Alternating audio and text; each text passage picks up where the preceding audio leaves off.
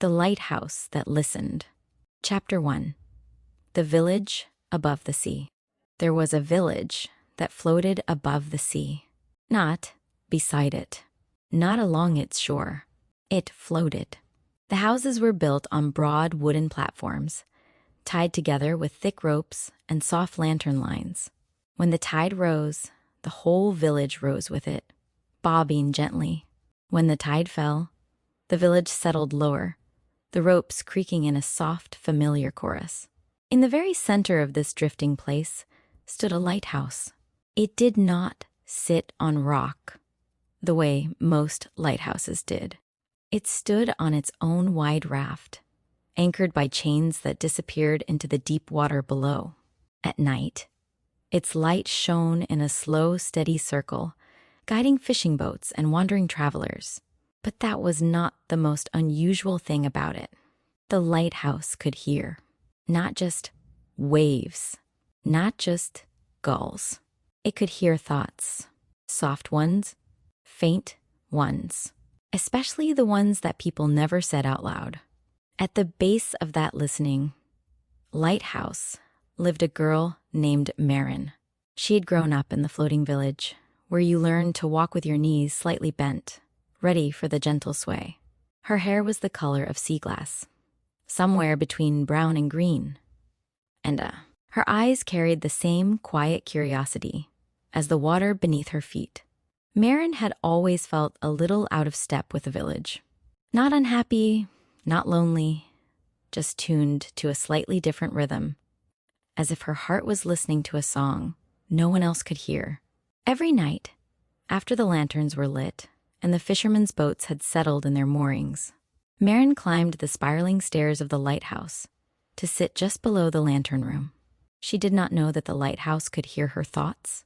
The lighthouse did not know why her thoughts were the ones it liked best. It only knew that when she arrived, something inside its tall, sturdy frame relaxed, the way a person unconsciously loosens their shoulders when someone comforting walks into the room.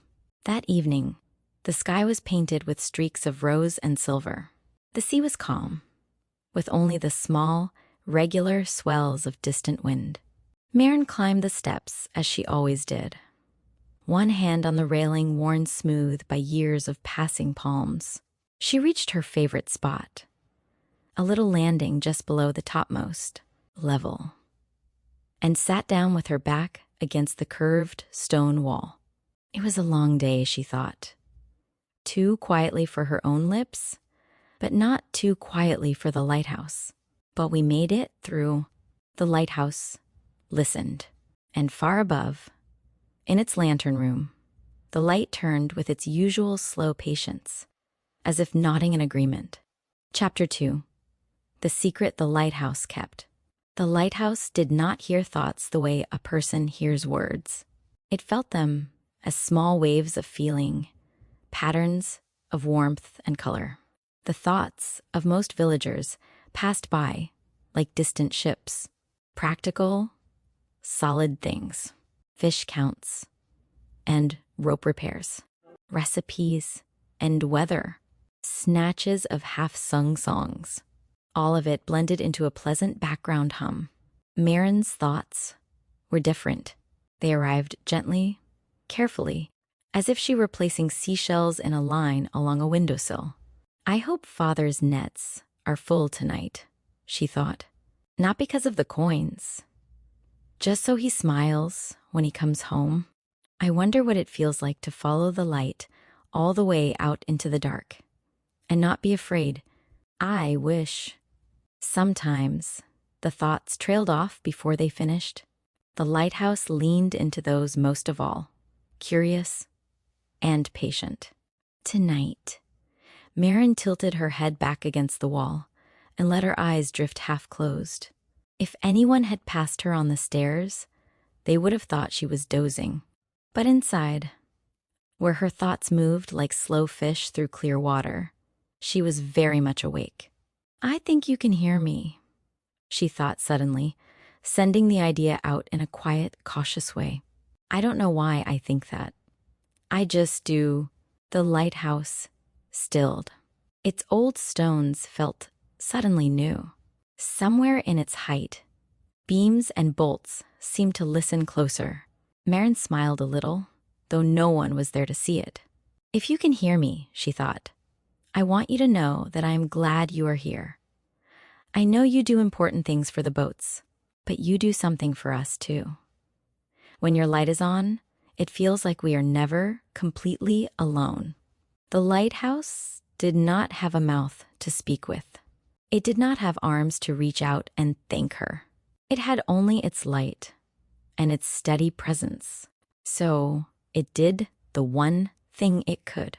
For a brief moment, the circle of light slowed, lingering longer above the village, washing the small homes and the gentle waves in an extra heartbeat of brightness.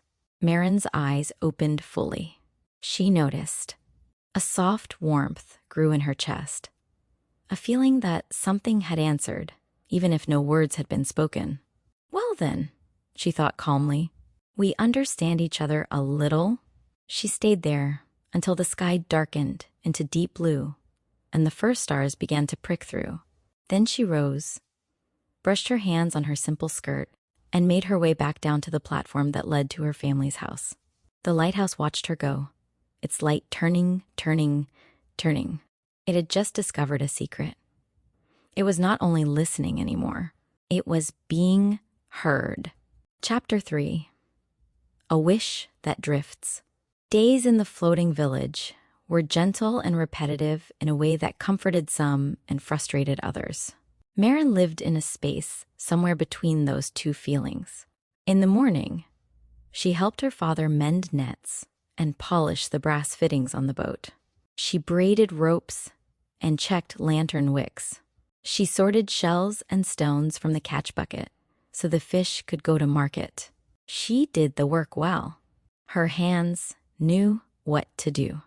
Her body moved automatically. Her mind, though, would drift.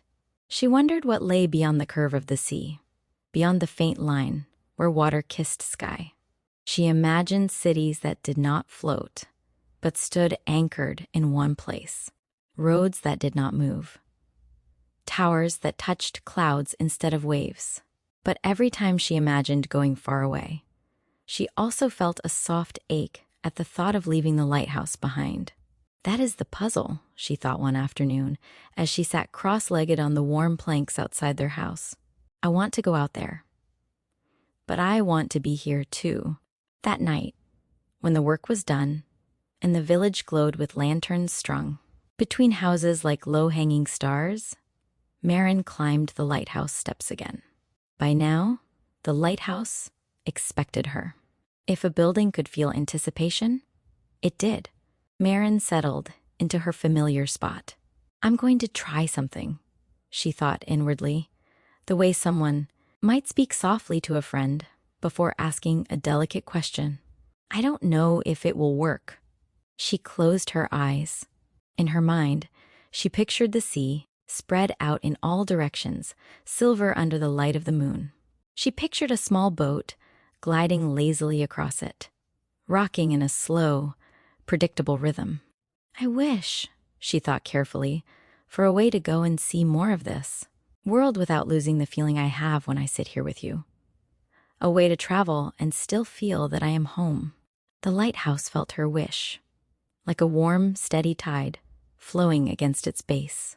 It did not understand how to grant wishes. It was tall and strong and steady, but it did not command storms or summon distant lands. Still, something inside it responded. From the very top of the lantern room, where the light spun in its clear glass house, a small thread of brightness stretched downward, humming faintly through stone and metal and air. Maren did not see the light move. She only felt a gentle tingling along her spine, like the first cool breeze after a hot day. "Thank you for listening," she thought at last. "Even if nothing changes, it helps just to say it." She rose and left, her footsteps soft on the stair. After she was gone, the lighthouse did something it had never done before. For a brief moment, it turned its light not outward, toward the sea, but inward, toward the center of the village, letting a small spill of brightness fall directly on Maren's house. Then it resumed its normal circle, outward and outward again, guiding ships through the dark. Far above, the stars took notice, not with surprise, with quiet, approving interest, as if they had been waiting for the lighthouse to do something exactly like that. Chapter 4. A lantern on the horizon.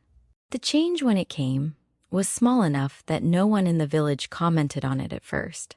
A faint glow on the horizon, where, usually, there was only darkness and the occasional distant storm. At night, when the lighthouse sent its turning beam across the water, that glow answered it, like a quiet wave across a large room. Maren saw it first during her evening climb. She sat in her usual place and noticed that, somehow, the edge of the world seemed less empty. "What are you?" she wondered silently, watching that subtle light. "Are you another village? Another lighthouse?" She imagined another person, in another tall tower above another stretch of sea, leaning against a different wall, but thinking similar thoughts. The idea made her smile. The lighthouse felt that smile, that tiny flicker of hopeful curiosity, and turned its beam just slightly farther in that direction, as if stretching out an arm. Night after night, the glow on the horizon grew a little stronger. The fishermen began to notice. "There's something out there," someone remarked around a morning table. "Some sort of light. Could be a ship," another suggested. "Could be a city," someone added dreamily. Maren said nothing. She did not want to tug too hard at the thread of the moment. Some things were better approached slowly. Days passed. The light grew. The village adapted to its presence the way people adapt to a new star.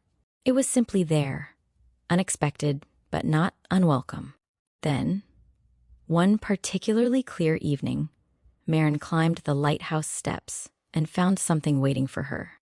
Chapter 5. The map in the wall. In her favorite spot on the stair, just at the height where she usually sat, the stone felt different.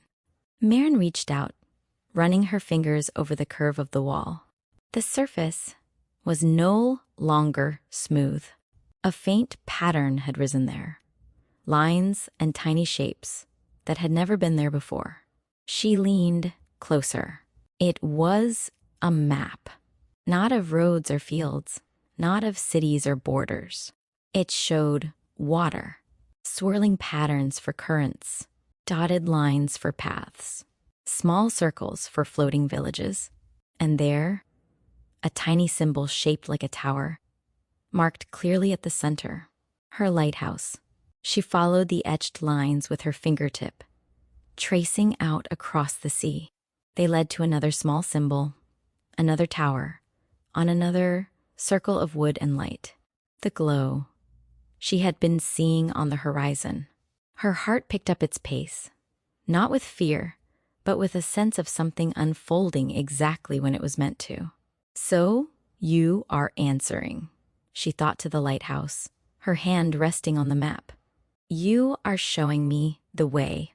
The lighthouse felt her recognition and glowed a little warmer from within.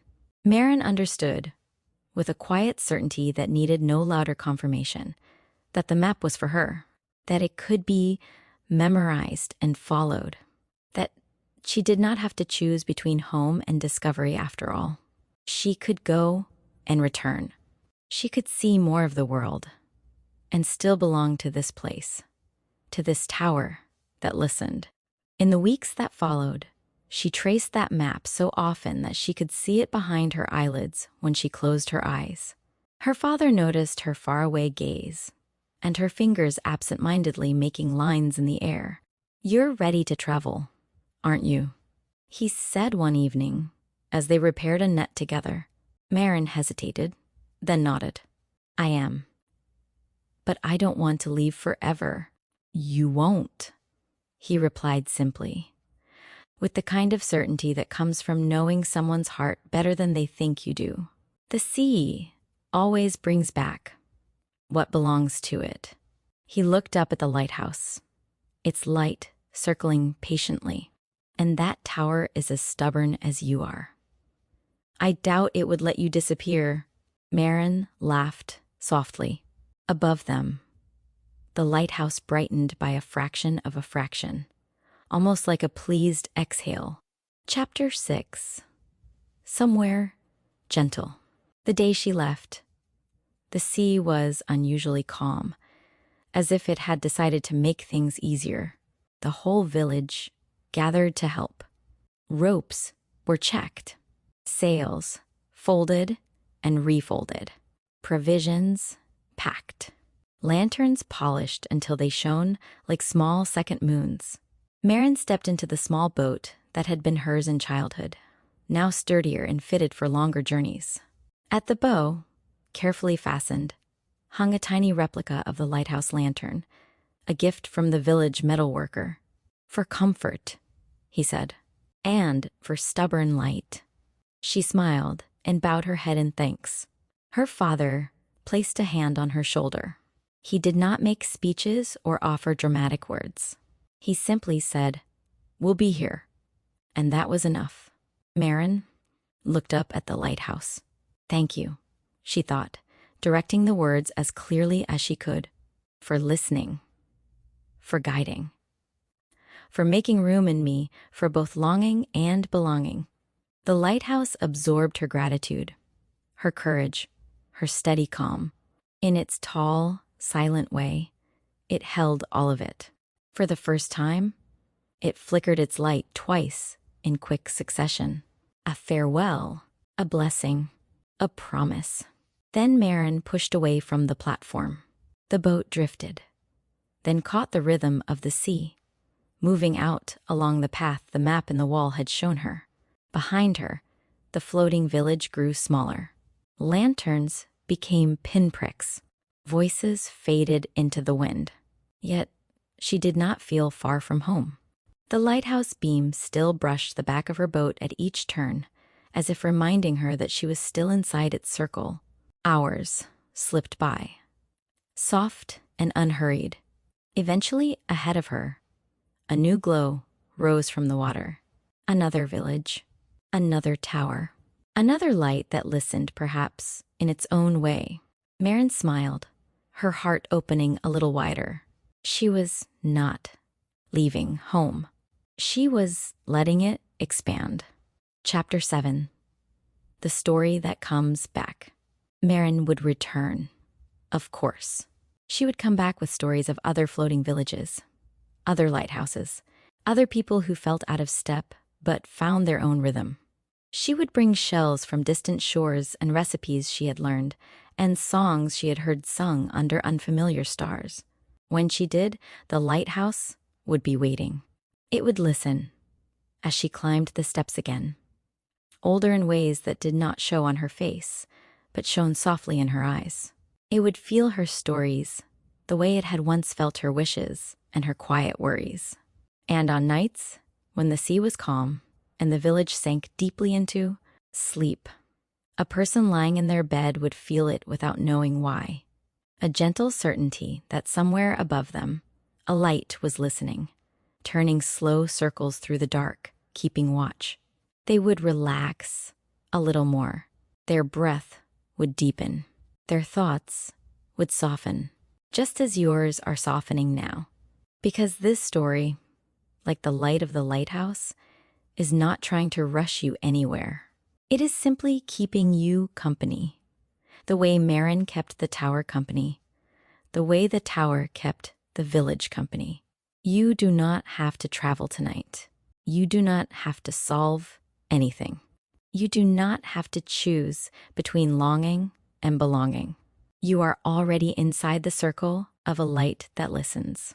You can let your own thoughts drift now. Like small boats on a calm sea, you can imagine bobbing lanterns, gentle waves, a tower that hears the quiet things you never say out loud, and holds them without judgment. You have done enough for today. The sea can keep your unfinished things. The lighthouse can keep watch. Your heart can rest.